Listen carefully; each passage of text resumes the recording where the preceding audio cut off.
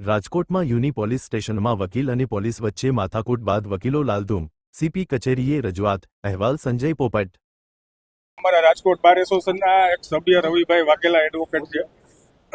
એમને ગઈકાલે Gandhigram university police સ્ટેશનમાં પોલીસ કોન્સ્ટેબલ સાથે ઘર્ષણ થયેલું.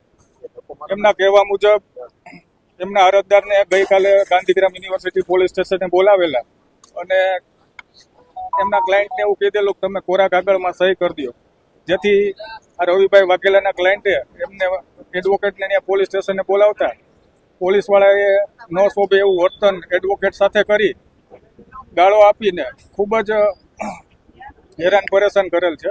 એ સંબંધે અમને બાર એસોસિએશનને જાણ કરતા અમારી રાજકોટ બાર એસોસિએશનના હોદ્દેદારો રાજકોટ ગાંધીગ્રામ યુનિવર્સિટી પોલીસ સ્ટેશને ગયેલા અને ત્યાં રજૂઆત કરેલી. પીઆઈ સાહેબ, દવે સાહેબ છે એને કોઈ નિરાકરણ લાવેલ નહીં અને પોતાના જે પોલીસ સ્ટાફ છે એને છાવરવાનો પ્રયત્ન કરેલ છે. તેમજ પીઆઈ દવે સાહેબ તરફથી કોઈ જ નિરાકરણ ન લાવતા અને અમારી રજૂઆત યોગ્ય રીતે ધ્યાને ન લેતા હાલ અમે પોલીસ કમિશનર સાહેબ શ્રી રાજકોટને રજૂઆત કરવા આવેલા છે.